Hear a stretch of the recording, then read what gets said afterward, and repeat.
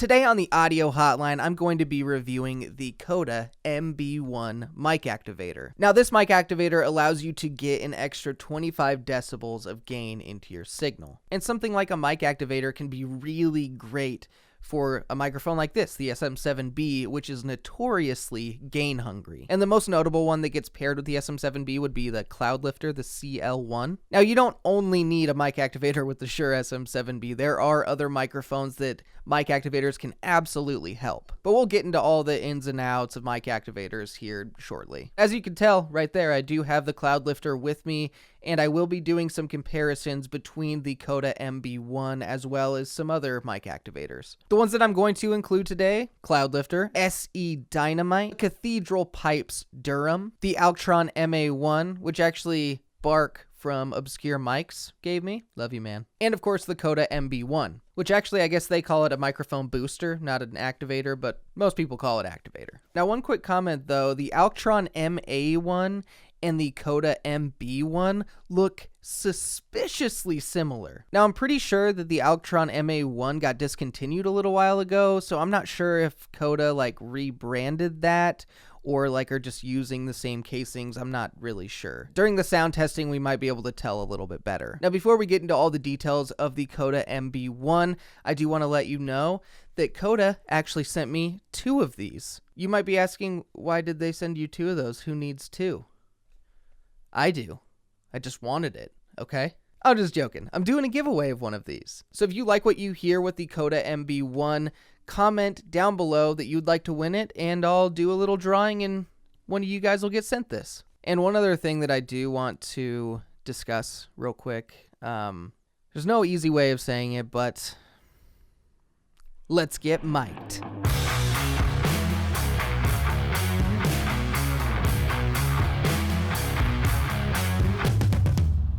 Welcome all audio nerds to the audio hotline, and as I said before, this is the review for the Coda MB-1. Now, one thing I want to mention just really quick is that I will have timestamps down below if you want to navigate through this video. Now, even though it seems like what a mic activator does is very simple, not all of them are the same, and definitely not all of them are created equally. For instance, the Cloudlifter is over double what the Coda MB-1 is. Now, speaking of price, if you go to Coda's website, it is $70 on there. And for some reason on Amazon, it's actually $80. I don't know if that's the constant price, but it is a little bit higher on there. Now, as I said before, I am using the Shure SM7b because it is such a gain-hungry microphone. But I definitely will use other mics in this review. Also, I decided to use the Zoom H6 today. Now, the Zoom H6 has decent preamps. They're not amazing, and I didn't want to use an interface or a recorder that had amazing preamps. Now, let's just very briefly and very basically go through how you set up the Coda MB-1 and how it functions. You're going to need one XLR cable that goes from your microphone to the mic activator. Then an additional XLR cable that goes from the mic activator to the interface. Now, some other mic activators or mic boosters or mic preamps, whatever you want to call them, you can actually just plug directly into your microphone, like the SE Dynamite or the FET head, and then you only need one XLR cable. But for the MB-1, you're probably going to need 2. But whatever interface or recorder you are going to use, you need to make sure it has phantom power. All of these mic activators, including the Coda MB-1, require plus 48 volts of phantom power. In a non-scientific way at all, your mic activator is going to require power in order to create that clean gain. But these mic activators are pretty insane in the sense that I'm actually only at 28% gain on my Zoom H6, which is absolutely unheard of when it comes to the SM7B. But let's go ahead and move on to what comes with the Coda MB-1 and also its build quality. Now, when you purchase the Coda MB-1 for $70, it very simply just comes with a small document as well as just the mic activator itself. And now when it comes to the build quality, it feels very solid. It definitely feels on the lighter side of some of the mic activators, like the Cloudlifter. However, its all metal construction feels like it could really take a beating and last a very long time. But now that we talked about the build quality, let's go ahead and move on to the specs of the Coda MB-1. The Coda MB-1 is a professional microphone preamp booster that operates on 48 volts of phantom power. The MB-1 is capable of adding 25 decibels of gain, It has a frequency response of 20 Hz to 20 kHz. It has an input impedance of 1.5 kiloohms, a noise of -70 decibels, and dimensions that reach 4 inches by 2 inches by 1.5 inches. The MB-1 is compatible with both dynamic and ribbon microphones. Well, now that we've talked about some basics and some specs, now let's go ahead and jump into some testing. Now for this first little bit, I'm just going to show you the differences between using the Shure SM7b by itself compared to using it with the Coda MB-1. Right now we have the Coda MB-1 plugged into the Shure SM7b, and I'm trying to just shoot for -12 decibels. But here's the sound of the Shure SM7b going into the MB-1 that's going into the Zoom H6, and here is the noise floor level. And now here's the sound of the Shure SM7b just going directly into the Zoom H6, and here is the sound that you can expect out of it. It's about at 68% gain now. And now here's the noise floor level without the MB-1 plugged in. And one more time, here is the Shure SM7b with the MB-1 in the signal chain. And once again, here's the sound of the Shure SM7b with no mic activator plugged in.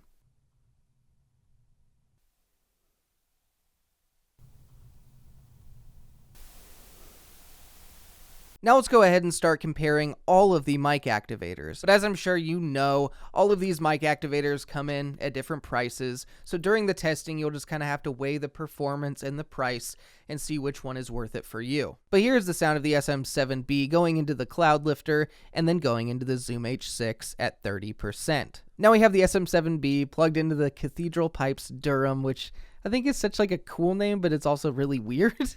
And now we have the SE Dynamite plugged directly into the Shure SM7b, and that's going into the Zoom H6. Now we have the SM7b going into the Alctron MA-1, which is going into the Zoom H6 at 30% gain. I'm really curious to see if this sounds identical to the Coda MB-1. And one more time, here is the Shure SM7b with the MB-1 in the signal chain. And once again, here's the sound of the Shure SM7b with no mic activator plugged in. This is the SM7b going into the Cloudlifter, and here is the noise floor level at 30%.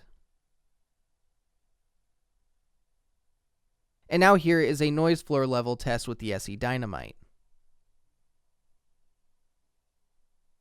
Here's the sound of the Shure SM7b going into the MB-1 that's going into the Zoom H6, and here is the noise floor level.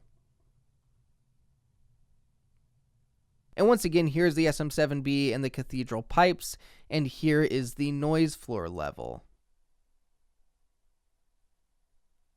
Now here is a noise floor level test for the Alctron MA-1. And now here is the Shure SM7b with no mic activator plugged in, and here is the noise floor level at 68% gain on the Zoom H6.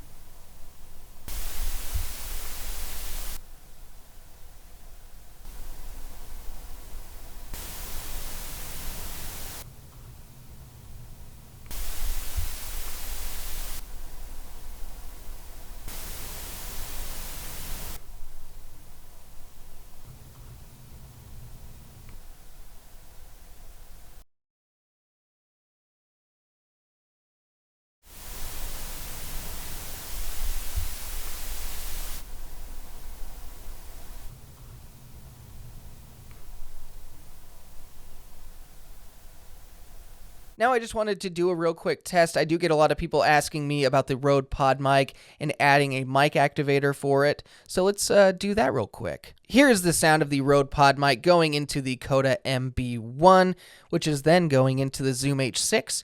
And we're actually only at 28% gain. Here is the sound of the RØDE PodMic going directly into the Zoom H6, no mic activator or anything like that. It is currently set at about 63% gain on the Zoom H6. Here's another real quick test with the RØDE PodMic in the Coda MB-1, and here is the noise floor at 28% on the Zoom H6. And now we'll quickly test the noise floor of the RØDE PodMic going directly into the Zoom H6.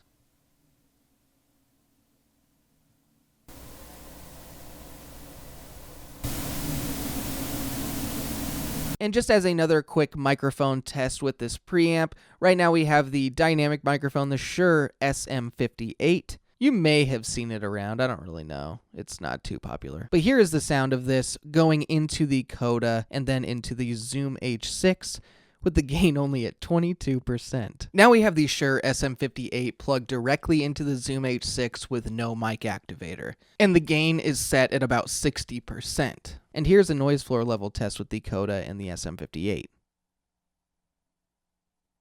Now here is a noise floor level test of the Shure SM58 at 60% in the Zoom H6 with no mic activator.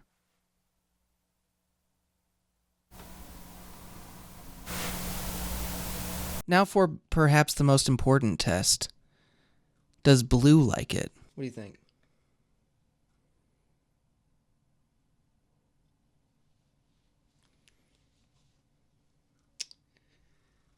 That's a no. And now I have to lint roll every microphone. I'll tell you what, I love fluffy cats, but having microphones and windscreens around with fluffy cats is hard. It's difficult. Wouldn't change it for the world, though.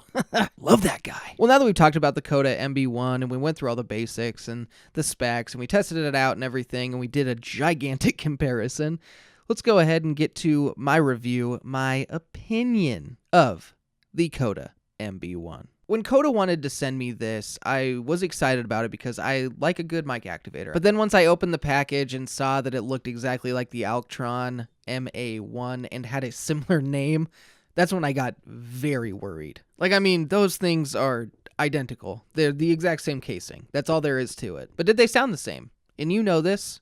No, they didn't. The Alctron was substantially worse. I would actually argue that the microphone may have been better off without the Alctron MA-1. No offense, Bark from Obscure Mics, the guy that gave it to me. No offense. Love it. Actually, I love it. It's perfect. I love it so much. I'm going to keep it forevers.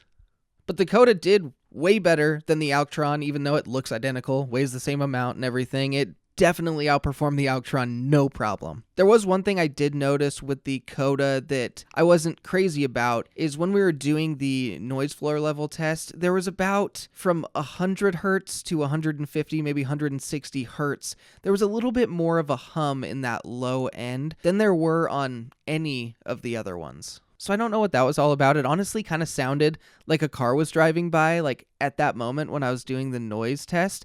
But I know that a car didn't drive by. So it just kind of sounds like that, though. That makes it sound worse than it is. It is honestly pretty minimal. But overall, I honestly was pretty impressed with the Coda MB-1. I thought it did a pretty solid job. Now, I don't want to go through and like rank the mic activators or anything. This is a review, for the Coda. But I do want to get my hands on a few more inline preamps, mic activators, whatever, and do just like a full-on shootout. If you're interested in that idea, let me know down below. And if you do want me to, let me know which ones I should get. I definitely plan on getting the Fett head, though, so don't mention that one. Bottom line, though, do I think the Coda MB-1 is worth the price?